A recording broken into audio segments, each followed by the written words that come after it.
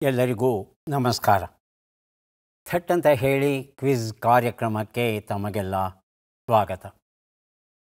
ಮಮಕಾರ ಮತ್ತು ಕರ್ತವ್ಯ ಇವೆರಡರ ನಡುವೆ ಯಾವುದನ್ನು ಆಯ್ಕೆ ಮಾಡ್ಕೋಬೇಕು?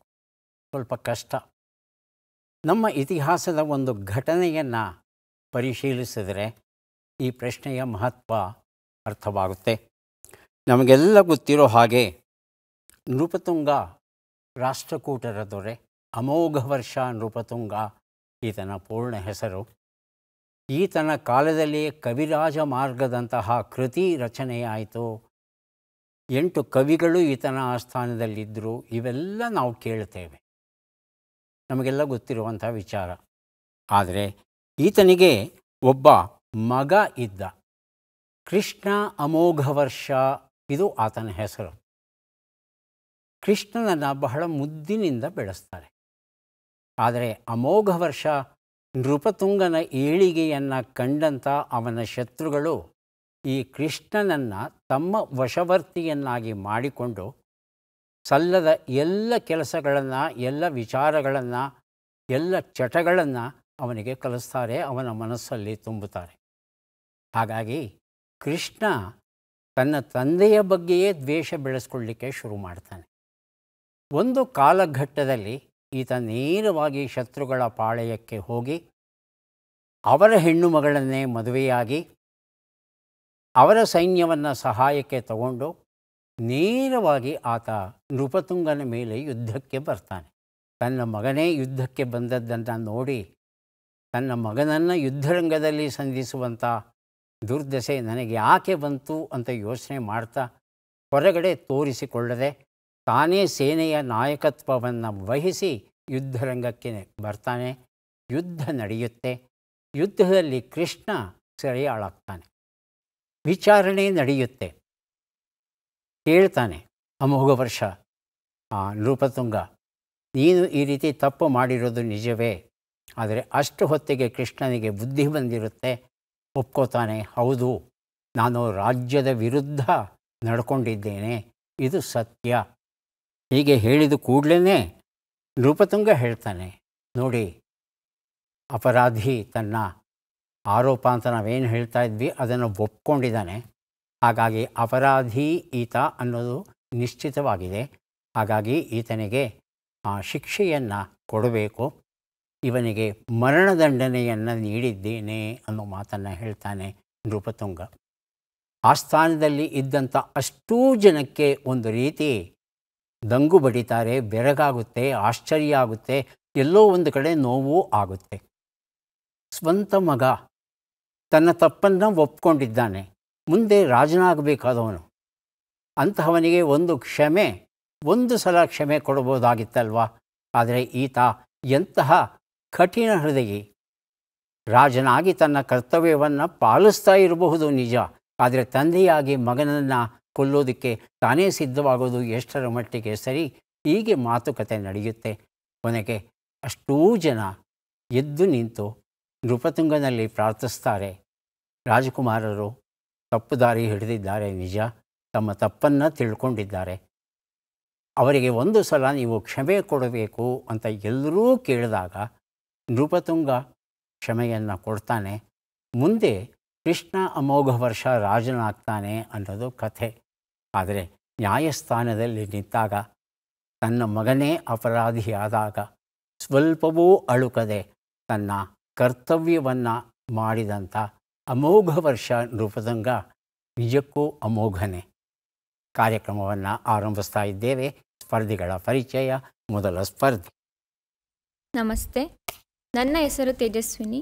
ನಾನು ಆನೇಕಲ್ ತಾಲೂಕು ಬೆಂಗಳೂರಿನಿಂದ ಬಂದಿದ್ದೇನೆ. ನನ್ನ ಹವ್ಯಾಸಗಳು ಪುಸ್ತಕ ಓದುವುದು ಮತ್ತು ಸಂಗೀತ ಆಲಿಸುವುದು. ಪ್ರಸ್ತುತ ನಾನು ಅಧ್ಯಾಪಕ ವೃತ್ತಿಯ ಪರೀಕ್ಷೆಗಳಿಗೆ ತಯಾರಿ ನಡೆಸುತ್ತಿದ್ದೇನೆ. ಬಹಳ ಸಂತೋಷ ತೇಜಸ್ವಿನಿ ಅವರೇ. ಕಾರ್ಯಕ್ರಮಕ್ಕೆ ಸ್ವಾಗತವನ್ನು ಕೋರ್ತಾ ಇದ್ದೇವೆ. ಮುಂದಿನ ಸ್ಪರ್ಧಿ. ನನ್ನ ಹೆಸರು ಸಿದ್ದರಾಜು ಕೆ. ನಾನು ತುಮಕೂರು ಜಿಲ್ಲೆಯ ಶಿರಾ ತಾಲೂಕಿನ ಉದ್ದೈನಪಾಳ್ಯ ಗ್ರಾಮದಿಂದ ಬಂದಿದ್ದೀನಿ. BA ಪದವಿಯನ್ನು ಮುಗಿಸಿ ಈಗ UPSC ಪರೀಕ್ಷೆಗೆ ತಯಾರಾಗ್ತಾ ಇದ್ದೀನಿ. ನನ್ನ ಹವ್ಯಾಸಗಳು ಬಂದು ಪುಸ್ತಕ ಓದೋದು, ಕ್ರಿಕೆಟ್ ನೋಡೋದು. ತುಂಬ ಸಂತೋಷ ಸಿದ್ದರಾಜು, ಸ್ವಾಗತ ಕಾರ್ಯಕ್ರಮಕ್ಕೆ. ನಮ್ಮ ಮೂರನೆಯ ಸ್ಪರ್ಧಿ. ಎಲ್ಲರಿಗೂ ನಮಸ್ಕಾರ.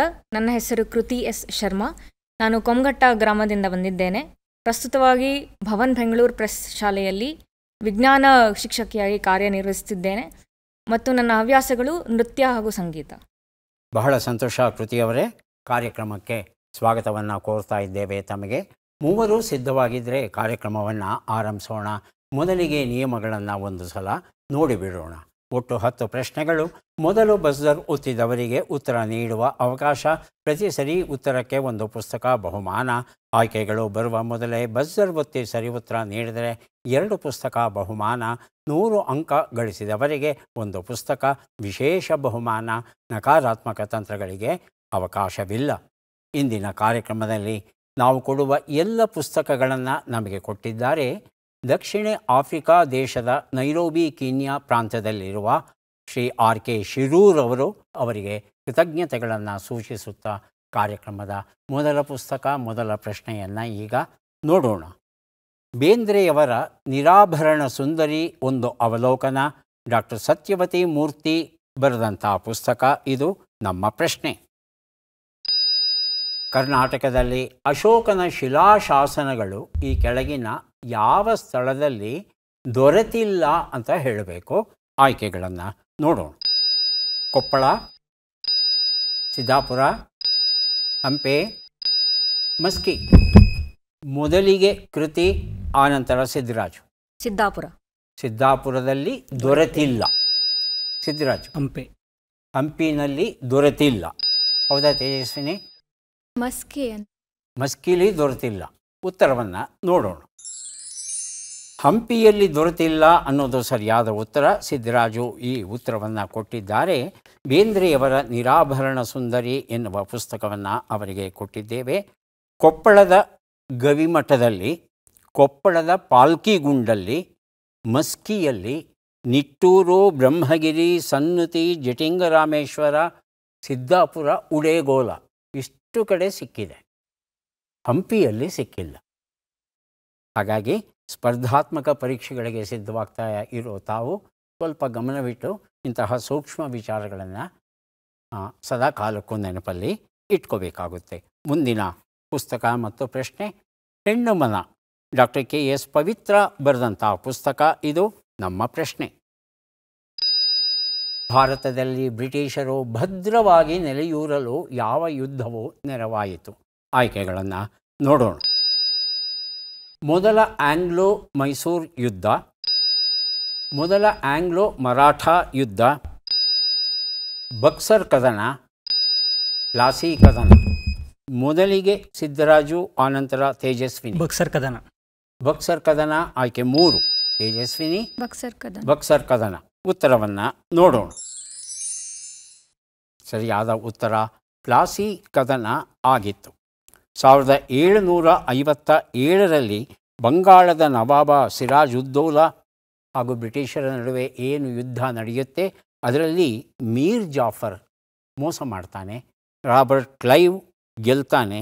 ಇದು ಮೊದಲ ಅಸ್ಥಿಭಾರ ಆಗುತ್ತೆ ಬ್ರಿಟಿಷ್ ಸಾಮ್ರಾಜ್ಯಕ್ಕೆ. ಇದಕ್ಕೆ ಮೊದಲು ಚೈಲ್ಡ್ ಯುದ್ಧಗಳು ನಡೆದಿರುತ್ತೆ. ಚೈಲ್ಡ್ ಯುದ್ಧದಲ್ಲಿ ಹೆಚ್ಚು ಕಡಿಮೆ ಬ್ರಿಟಿಷರು ಸೋತು ಕೊನೆಗೆ ಹೋಗಿ ಶರಣಾಗ್ತಾರೆ. ಯಾಕಂದರೆ ಅವರು ವ್ಯಾಪಾರಕ್ಕೆ ಅಂತ ಬಂದವರು ನಮ್ಮ ಜೊತೆನೇ ವ್ಯಾಪಾರ ಮಾಡಿ, ಡಚ್ಚರ ಜೊತೆ, ಫ್ರೆಂಚರ ಜೊತೆ ಮಾಡಬೇಡಿ ಅಂದಾಗ ಸ್ಥಳೀಯ ರಾಜರು ತಿರುಗಿ ಬಿದ್ದು ಅವರ ಅಹಂಕಾರವನ್ನು ಅಡಗಿಸಿರ್ತಾರೆ. ಇನ್ನೇನು ಗಡೀಪಾರು ಮಾಡಬೇಕು ಅನ್ನೋ ಸ್ಥಿತಿಯಲ್ಲಿ ಅವರ ಶರಣು ಹೋಗಿ ತಮ್ಮ ನೆಲೆಯನ್ನು ಉಳಿಸ್ಕೋತಾರೆ. ಹಾಗಾಗಿ ಮೊದಲ ಬಾರಿಗೆ ಗೆಲುವು ಸಾಧಿಸಿದ್ದು ಈ ಪ್ಲಾಸಿ ಕದನದಲ್ಲಿ.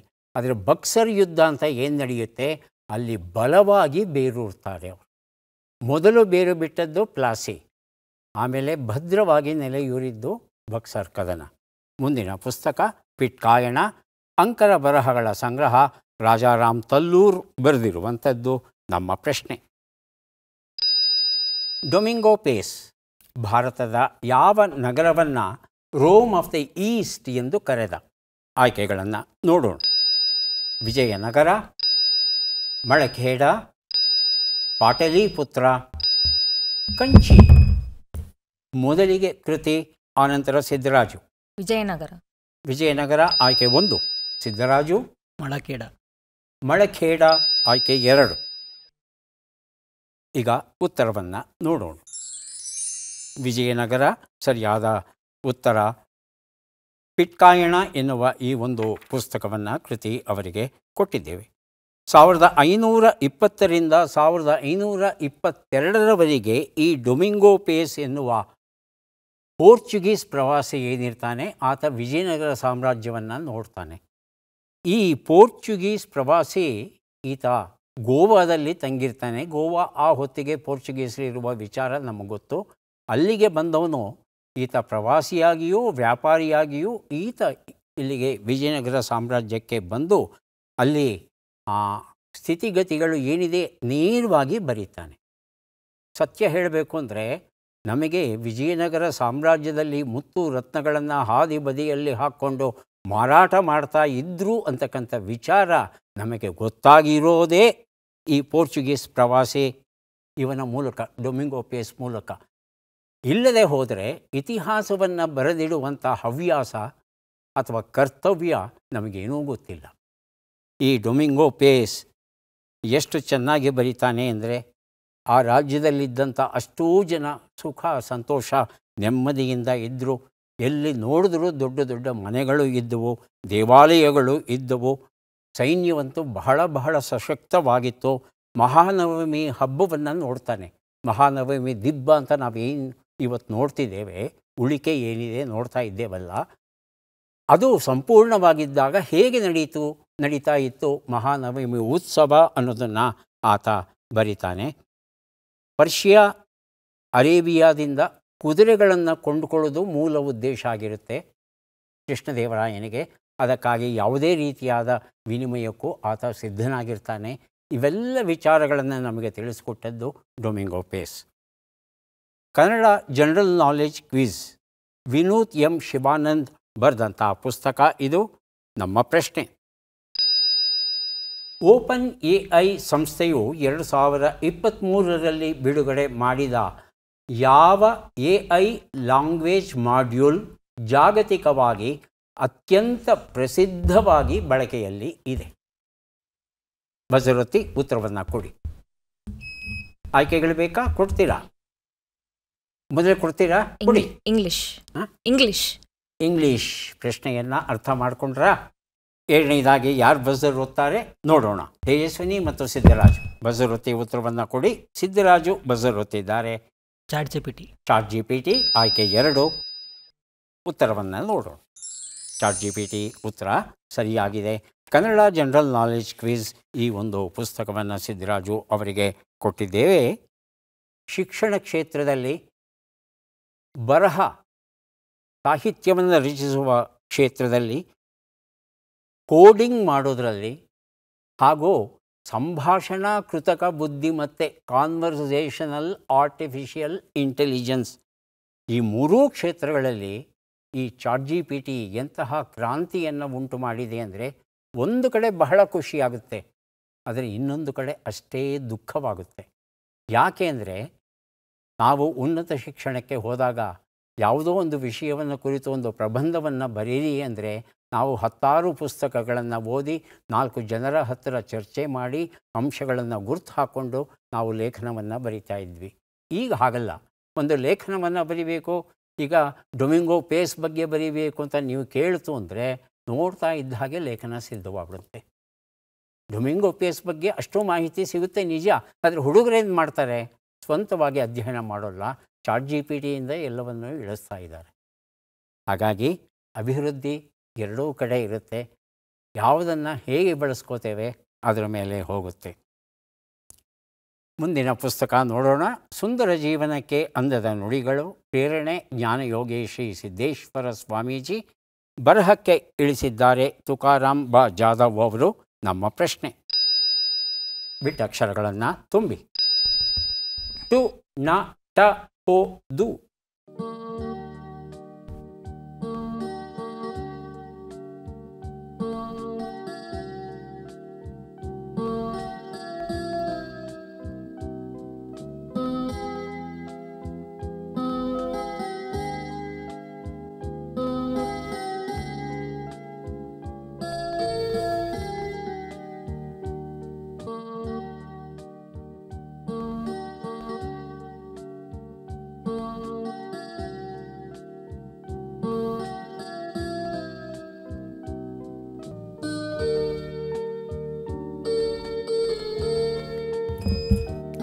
ಬಜರುತ್ತಿದ್ದಾರೆ ತೇಜಸ್ವಿನಿ.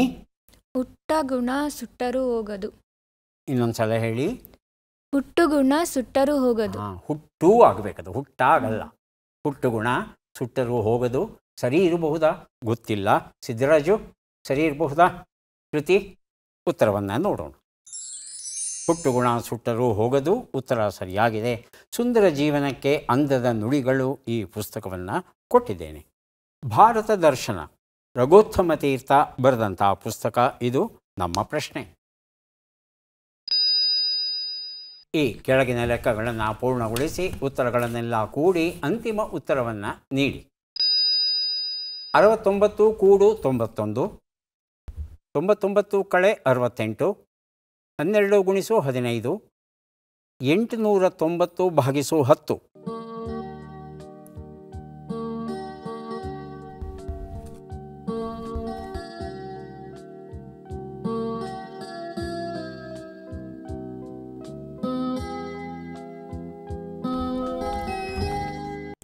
ಮೊದಲಿಗೆ ಬಜರುತ್ತಿದ್ದಾರೆ ಕೃತಿ. ಅಂತಿಮ ಉತ್ತರ 448. 448. ಹೌದಾ? ಹಾಂ. ಸಿದ್ದರಾಜು 460. 460. 460. ತೇಜಸ್ವಿನಿ ಇನ್ನೂ ಆಗಿಲ್ಲ. ಉತ್ತರವನ್ನು ನೋಡ್ತಾ ಹೋಗೋಣ. ಒಂದು ಉತ್ತರ 160, 31, 180, 89 ಎಲ್ಲವನ್ನು ಕೂಡಿದರೆ 460 ಬಂತು. ಈ ಉತ್ತರವನ್ನು ಸಿದ್ದರಾಜು ಕೊಟ್ಟಿದ್ದಾರೆ. ಭಾರತ ದರ್ಶನ ಎನ್ನುವ ಈ ಒಂದು ಪುಸ್ತಕವನ್ನು ಅವರಿಗೆ ಕೊಟ್ಟಿದ್ದೇವೆ.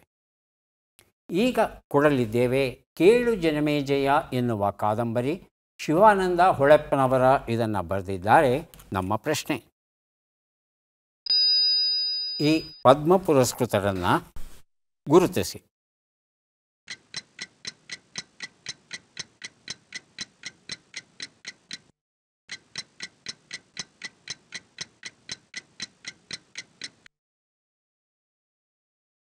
ಆಯ್ಕೆಗಳನ್ನು ನೋಡೋಣ. ಕೈಲಾಶ್ ನಾಥ್ ದೀಕ್ಷಿತ್, ಅದ್ವೈತ ಚರಣ್ ಗದಾನಾಯಕ್, ಜತಿನ್ ಗೋಸ್ವಾಮಿ, ಪಂಕಜ್ ಪಟೇಲ್. ಮೊದಲಿಗೆ ಸಿದ್ದರಾಜು, ಆನಂತರ ಕೃತಿ. ಆಪ್ಷನ್ 3 ಜತಿನ್ ಗೋಸ್ವಾಮಿ. ಹೇಳಿ ಕೃತಿ. ಪಂಕಜ್ ಪಟೇಲ್. ಪಂಕಜ್ ಪಟೇಲ್. ಉತ್ತರವನ್ನು ನೋಡೋಣ. ಆದರೆ ಸರಿಯಾದ ಉತ್ತರ ಅದ್ವೈತ್ ಚರಣ್ ಗದಾನಾಯಕ್ ಆಗಿತ್ತು. ಇವರಿಗೆ ಪದ್ಮಶ್ರೀ ಗೌರವ ದೊರೆತಿದೆ ಈ ವರ್ಷ. ಒಡಿಶಾ ರಾಜ್ಯಕ್ಕೆ ಸೇರಿದವರು. ಇವರು ಮೂಲತಃ ಶಿಲ್ಪಿ. ಇವರ ಶಿಲ್ಪದ ಒಂದು ಸೌಂದರ್ಯ, ಒಂದು ಅಗಾಧತೆಯನ್ನು ನೋಡಬೇಕಾದ್ರೆ ದಿಲ್ಲಿಯ ರಾಜ್ಘಾಟಲ್ಲಿ ಇರ್ತಕ್ಕಂಥ ಈ ಗಾಂಧಿ ಉಪ್ಪಿನ ದಂಡಯಾತ್ರೆ ಅಂತಕ್ಕಂಥದ್ದು ಒಂದು ದೊಡ್ಡ ಶಿಲ್ಪವನ್ನು ಕೆತ್ತಿದ್ದಾರೆ. ಅದು ತುಂಬ ಚೆನ್ನಾಗಿದೆ. ಗಾಂಧೀಜಿ ಕೋಲು ಹಿಡ್ಕೊಂಡು ನಡ್ಕೊಂಡು ಹೋಗ್ತಾರೆ. ಹಾಗೆ ಅವರ ಹಿಂದೆ ಯಾರು ಸತ್ಯಾಗ್ರಹದಲ್ಲಿ ಭಾಗವಹಿಸಿದ್ರು ಅವರೆಲ್ಲ ಗಾಂಧೀಜಿಯನ್ನು ಅನುಸರಿಸುವಂಥ ಒಂದು ಶಿಲ್ಪ. ತುಂಬ ಚೆನ್ನಾಗಿದೆ. ಕಪ್ಪು ಕಲ್ಲಲ್ಲಿ ಅದನ್ನು ಕೆತ್ತಿದ್ದಾರೆ. ಹೀಗೆ ಅನೇಕ ಅತ್ಯುತ್ತಮ ರಾಷ್ಟ್ರೀಯ ಶಿಲ್ಪಗಳನ್ನು ಕೆತ್ತಿದ್ದಾರೆ ಗದಾನಾಯಕ್ ಅವರು. Director general of national gallery of modern art ಅನ್ನೋದು ಒಂದು ಒಡಿಶಾದಲ್ಲಿದೆ. ಅದರ ನಿರ್ದೇಶಕರಾಗಿ ಈಗ ಕೆಲಸವನ್ನು ಮಾಡ್ತಾ ಇದ್ದಾರೆ. ಮುಂದಿನ ಪುಸ್ತಕ ಡಾಕ್ಟರ್ ವಿಶ್ವನಾಥ ಕಾರ್ನಾಡ್ ಬರೆದಂಥ ಸ್ಪರ್ಶ ಎನ್ನುವ ಸಾಹಿತ್ಯಕ ಲೇಖನಗಳ ಪುಸ್ತಕ ಇದು. ನಮ್ಮ ಪ್ರಶ್ನೆ, ಈ ಅಕ್ಷರಗಳನ್ನು ಸರಿಯಾಗಿ ಜೋಡಿಸಿ. ಅಕ್ಷರಗಳು ರೇ, ಆ, ಔ, ನ, ದು, ತು, ತ, ಕ.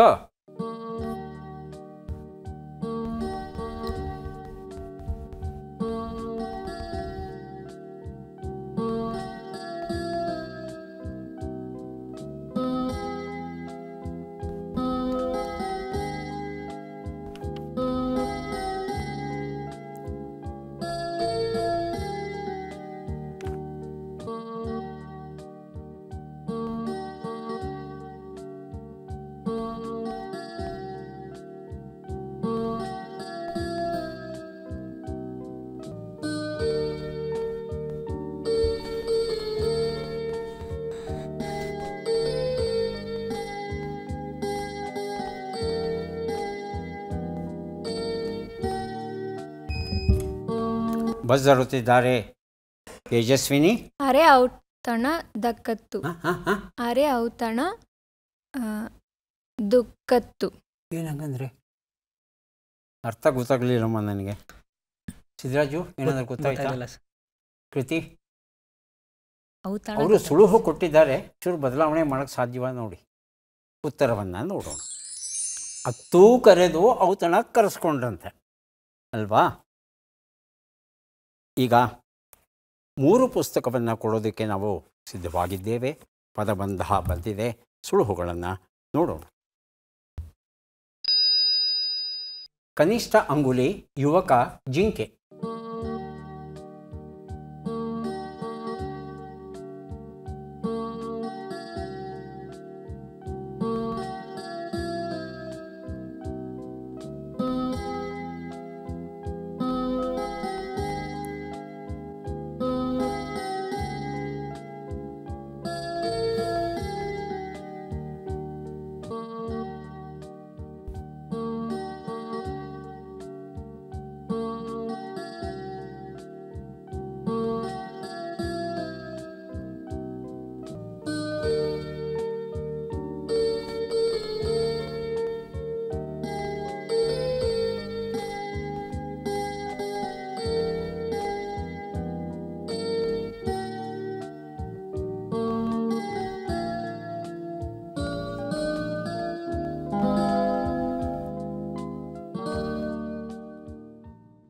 ಗೊತ್ತಾಗಿಲ್ವಾ?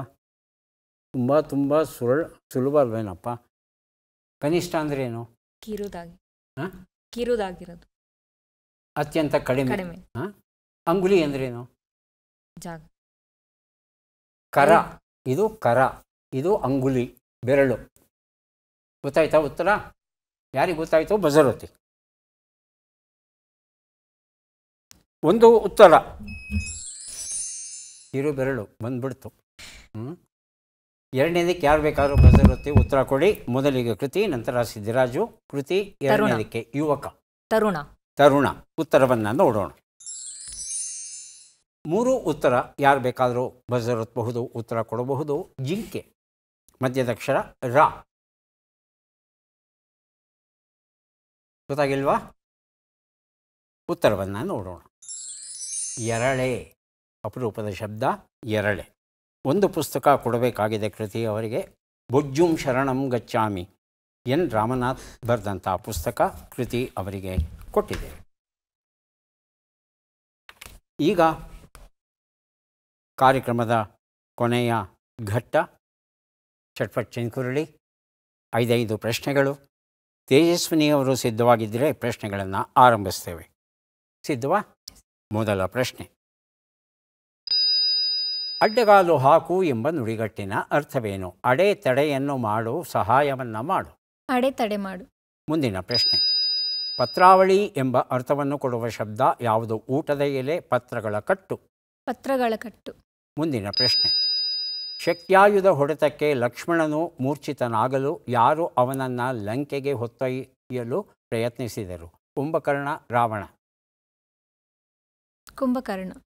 ಮುಂದಿನ ಪ್ರಶ್ನೆ. ಈ ಗಾದೆಯನ್ನು ಪೂರ್ಣಗೊಳಿಸಿ. ಮಂದ್ಯಾಗ ಮಾನೆ ಕಳೆದು. ಮುಂದಿನ ಪ್ರಶ್ನೆ. ಈ ಒಗಟನ್ನು ಬಿಡಿಸಿ. ಅಪ್ಪ ಅವ್ವ ನಮಗಾಗಿ ಇಡ್ತಾರಾ, ಆದರೆ ಅವರೇ ಅದನ್ನು ಹೆಚ್ಚಾಗಿ ಉಪಯೋಗಿಸ್ತಾರ? ಹೆಸರು. ಹೆಸರು. ಹೆಸರು. ಉತ್ತರವನ್ನು ನೋಡ್ತಾ ಹೋಗೋಣ. ಒಂದು ಉತ್ತರ, ಅಡ್ಡಗಾಲು ಹಾಕು, ಅಡೆತಡೆಯನ್ನು ಮಾಡು, ಸರಿಯಾಗಿದೆ. ಎರಡನೇ ಪ್ರಶ್ನೆಗೆ ಉತ್ತರ ಪತ್ರಾವಳಿ ಅಂದರೆ ಊಟದ ಎಲೆ, ಪತ್ರಗಳ ಕಟ್ಟು ಅಲ್ಲ. ಮೂರನೇ ಪ್ರಶ್ನೆಗೆ ಉತ್ತರ ರಾವಣ ಆಗಿದ್ದ, ಕುಂಭಕರ್ಣ ಅಂತ ತಾವು ಹೇಳಿದಿರಿ.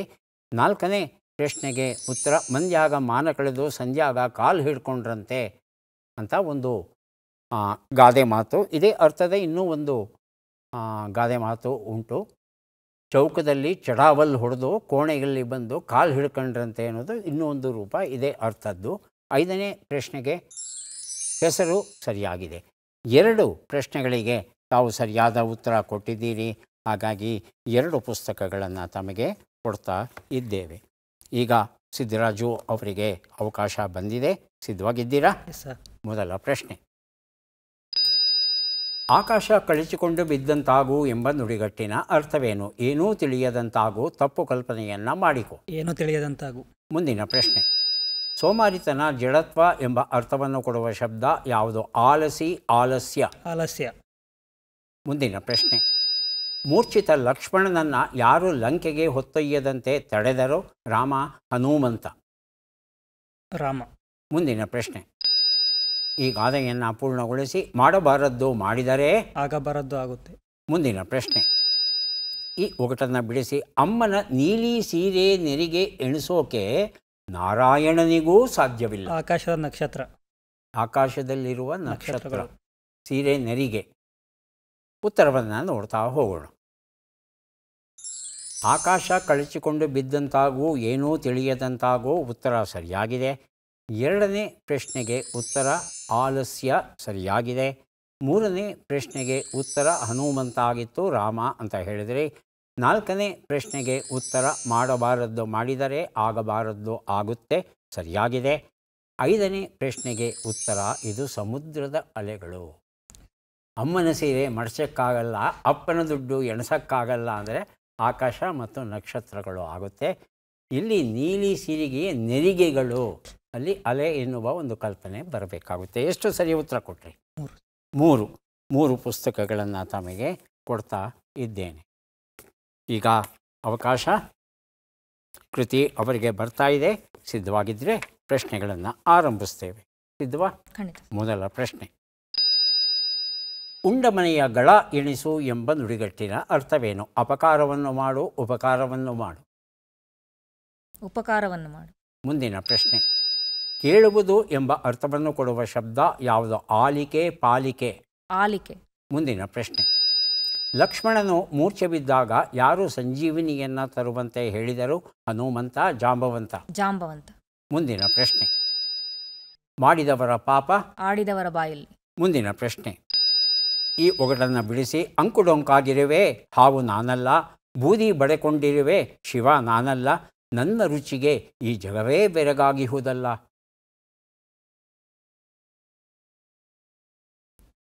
ಉಪ್ಪು. ಉತ್ತರವನ್ನು ನೋಡ್ತಾ ಹೋಗೋಣ. ಒಂದು ಉತ್ತರ ಉಂಡಮನೆಯ ಗಳ, ಅಪಕಾರವನ್ನು ಮಾಡು, ಉಪಕಾರ ಅಲ್ಲ.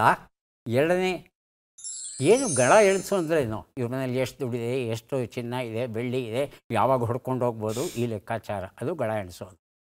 ಎರಡನೇದು ಆಲಿಕೆ, ಸರಿಯಾದ ಉತ್ತರ ಕೊಟ್ಟಿದ್ದೀರಿ. ಮೂರನೇ ಪ್ರಶ್ನೆಗೆ ಉತ್ತರ ಜಾಂಬವಂತ, ಸರಿಯಾದ ಉತ್ತರ ಕೊಟ್ಟಿದ್ದೀರಿ.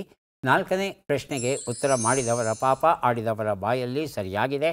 ಐದನೇ ಪ್ರಶ್ನೆಗೆ ಉತ್ತರ ಪಡುವಲಕಾಯಿ, ಅದರ ವರ್ಣನೆ ಆಗಿತ್ತು. ಎಷ್ಟು ಸರಿ ಉತ್ತರ ಕೊಟ್ರಿ?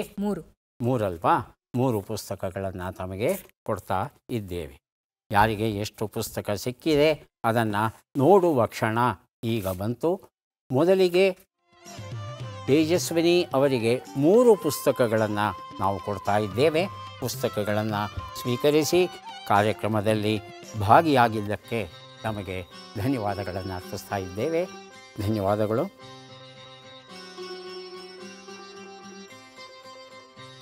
ಸಿದ್ದರಾಜು ಅವರಿಗೆ 6 ಪುಸ್ತಕ ತಮಗೆ ಸಿಕ್ಕಿದೆ. ಅಭಿನಂದನೆಗಳು.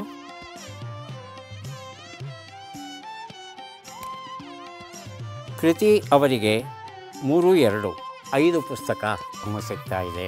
ಸ್ವೀಕರಿಸಿ ಅಭಿನಂದನೆಗಳು. ಮನುಷ್ಯನ ಅಷ್ಟೂ ಮಿದುಳು ತಲೆಯ ಒಳಗೆ ಇದ್ದರೆ ಆಕ್ಟೋಪಸ್ಸಲ್ಲಿ ಹೇಗಿದೆ ಗೊತ್ತಾ? 3ನೇ 2 ಭಾಗದ ಮಿದುಳು ಅದರ 8 ಕೈಗಳಲ್ಲಿ ಸಮನಾಗಿ ಹಂಚಿಕೆಯಾಗಿದೆ.